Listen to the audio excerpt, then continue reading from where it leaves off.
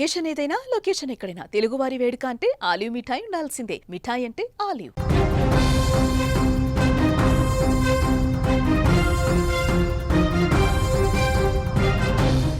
ఒక తండ్రికి తన జీవితంలో ఉండే అతిపెద్ద కోరిక కూతురు పెళ్లి.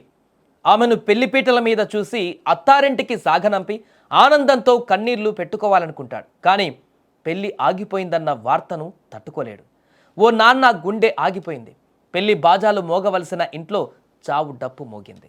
విశాఖపట్నం పిఎం పాలెముకు చెందిన ర్యాలీ శ్రీనివాసరావు పిల్లల చదువుల కోసం 8 ఏళ్ల క్రితమే హైదరాబాద్కు వెళ్లి స్థిరపడ్డారు.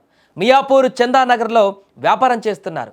కొడుకు విదేశాలలో సాఫ్ట్వేర్ ఇంజనీర్గా పనిచేస్తూ కూతురు ఎంబీబీఎస్ పూర్తి చేసి డాక్టర్గా పనిచేస్తోంది.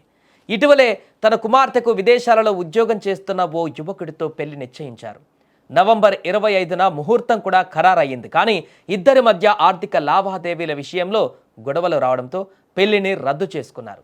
నిశ్చితార్థం జరిగి ముహూర్తం పెట్టుకున్నాక పెళ్లి ఆగిపోవడాన్ని శ్రీనివాసరావు జీర్ణించుకోలేకపోయారు. తీవ్ర మనస్తాపానికి గురయ్యారు. తల్లిని చూసి వస్తారని చెప్పి హైదరాబాద్ నుంచి విశాఖకు బయలుదేరారు. కానీ మంగళవారం అర్ధరాత్రి పిఎం పాలెం క్రికెట్ స్టేడియం దగ్గర కారు ఆపి అందులోనే పురుగుల మందు తాగి ఆత్మహత్య చేసుకున్నారు. చనిపోయే ముందు కుటుంబ సభ్యులకు వాట్సాప్లో 4 పేజీల లేఖను పంపించారు. ఒక పెళ్లి ఆగిపోవడం అనేది జీవితం ఆగిపోవడం కాదు, కానీ పరువు ప్రతిష్టల పేరుతో మనం తీసుకునే ఒత్తిడి ప్రాణాలనే తీసేస్తుంది. ఒక తండ్రిగా తన కూతురి భవిష్యత్తు ఏమైపోతుందో అన్న బెంగ ఆయన్ను బలి తీసుకుంది. కానీ గుర్తుంచుకోండి, సమస్య ఏదైనా సరే ప్రాణం తీసుకుంటే అది పరిష్కారం కాదు, అది కుటుంబానికి శిక్ష మాత్రమే అవుతుంది. ఏదేమైనా కూడా ప్రస్తుతం ఆయన చనిపోయినటువంటి వార్తతో ఒక్కసారిగా విషాద వదనంలోకి వెళ్ళారు వారి కుటుంబ సభ్యులంతా కూడా.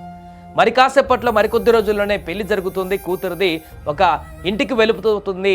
ఇంకా ఎలాంటి ఇబ్బంది ఉండదు అనుకున్నటువంటి ఆ కుటుంబం అంతా కూడా ఇప్పుడు ఆ పెళ్లి ఆగిపోవడమే కాకుండా ఆ యువతి యొక్క భవిష్యత్తు ఇప్పుడు ప్రశ్నార్థకరంగా మారింది. తండ్రి చనిపోవడంతో పెళ్లి రద్దయిందనేటువంటి ఏకైక కారణంతో ఆ తండ్రి కూడా ఇప్పుడు అసువులు బాసినటువంటి పరిస్థితితోటి ఆ కుటుంబంలో తీరని విషాదాన్ని నింపింది.